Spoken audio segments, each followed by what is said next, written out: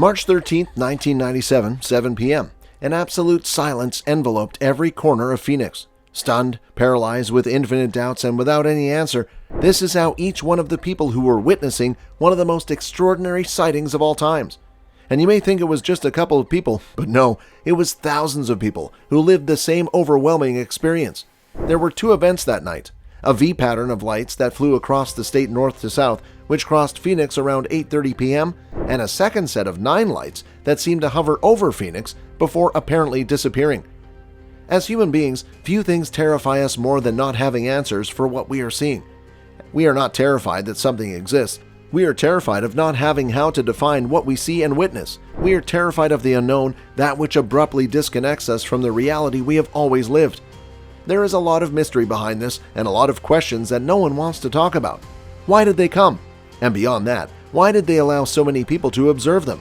Certainly, we are facing a deepening abyss. We are faced with a world that each year witnesses more sightings than the previous ones, yet every year we have fewer explanations. Mankind has always looked to the skies for meaning. But as our yearning for knowledge has reached farther into the depths of space, the search becomes for the answer to the question, are we alone? If you seek the truth, like, subscribe, click the bell icon, join us. This is what the world needs. This is disclosure. What would happen if one day these mysterious lights decide to descend from the heavens to set foot on Earth? To be sure, there is nothing planned in such cases.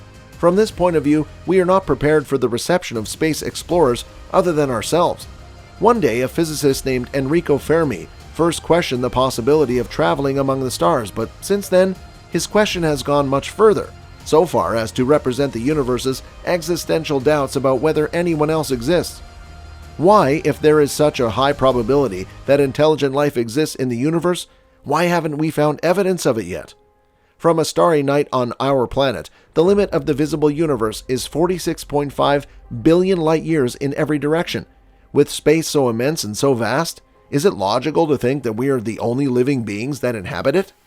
With about 100,000 galaxies, and in each of them about 100 billion stars, and surely next to them also a planet? Perhaps the right question is not, but when they will come. But how long have they been among us? How long have they been communicating, and why don't we listen to them? On May 19, 1986, Brazil experienced one of the largest and darkest UFO sightings on record. Thousands of people witnessed 21 strange objects flying these skies, to such an extent that the Brazilian Air Force took off in an attempt to stop the invasion.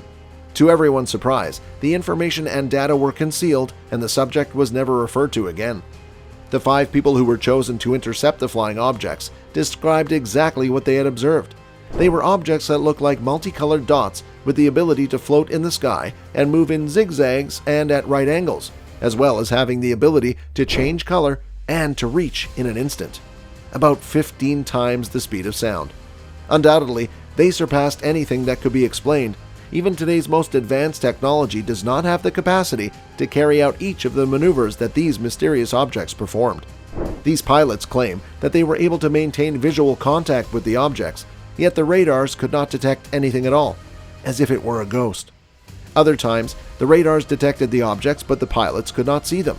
It was as if the objects were playing with them, as if they were having fun with an inferior race. The evidence and the data do not fail. There are more and more surprising and inexplicable sightings. And this was the case of the lights witnessed by thousands of people in Phoenix, lights that still today have no explanation.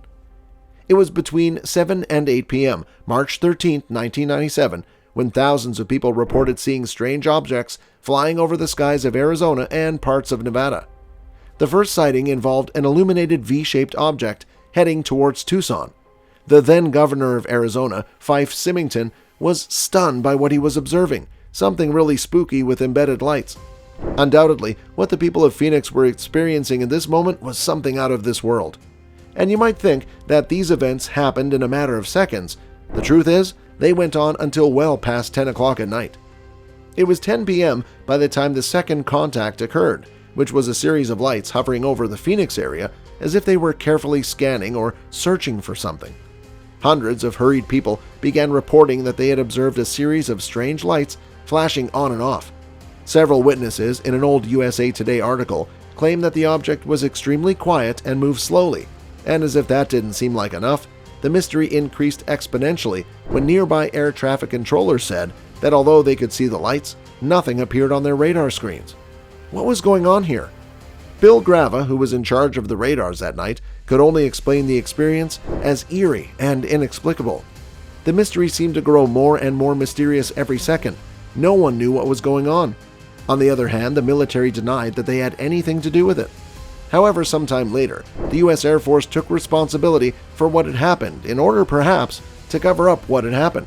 The military reported that the lights were remnants of high-intensity flares that were dropped by a fleet of A-10s during a training routine. Unfortunately, everyone who had the opportunity to witness this phenomenon is skeptical of the explanation. In particular, Governor Symington, who served in the U.S. Air Force. As a pilot and former Air Force officer, Symington stated definitively that what happened that night was not a man-made object. And that, above all else, it was not high-altitude flares at all, as they do not fly in formation. After all that happened, the federal government never gave any answers as to what had happened, and along with that, denied requests for an investigation by Governor Symington and Senator John McCain. One thing is very clear, these were not flares. On March 13, 1997, the people of Arizona experienced more than 12 hours of strange sightings. Each of the events that occurred in Phoenix captured the imagination of millions and millions of people in the decades since then, so much so that a horror film called Phoenix Forgotten was made. The strange events were also the focus of a book and a documentary. But among all that happened, these are not the only connections between UFOs and the big screen. Actor Kurt Russell reported that he was the one who reported the sightings while flying with his son. In the Phoenix area, UFO sightings have become extremely common. Every year in each of its months, there are reports of sightings of strange objects in the desert. According to an article in the Washington Post in 2014, Arizona had the highest number of sightings per capita in the entire country. Could Arizona be a favorite place for these unexplained objects?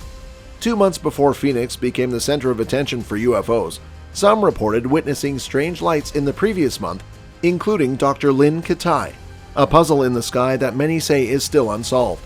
And while it is possible that even within our species, we may not yet have technology capable of defining what these strange occurrences are all about, it does not mean at all that they are not real. Something is going on that is real. So as a society, such information has to be brought out of the dark, has to be accepted and studied to discover what it is that we do not understand. Just like what happened in 1986 in Brazil, in 1997 in Phoenix, all the information was hidden and separated from public opinion. The military went personally to the newspapers to ask for photographs and reports, never to return them, as happened to reporter Adnir Brito from Brazil. We are facing unique experiences in our existence, with the possibility and the opportunity to document and investigate each of the strange events that occurred on the face of our Earth. There remain, as in every occasion, more questions than answers.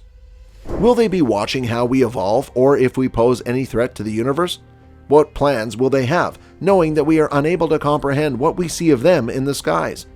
Many doubts will remain. However, one answer is becoming much clearer. We are probably not alone in the universe. We probably never have been. Is it possible that they could have been here in the past? And if so, how evolved could they be that they are even capable of interstellar travel? Could they have left signs confirming each of their visits on our Earth? Could the Nazca lines be records of the markings of their space artifacts? Or are we simply very interested in knowing what is really going on?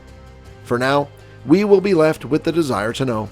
For now, we're only left with the possibility of investigating and delving deeper into the immensities of the universe. To look up to the sky, to understand why we exist and what is beyond everything we know.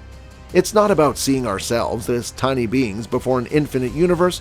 It's about feeling ourselves as infinite and vast as it is. We are part of it, as well as each one of the inexplicable objects that day after day seem to visit us, watch over us, or perhaps help us to evolve beyond what we're capable of achieving.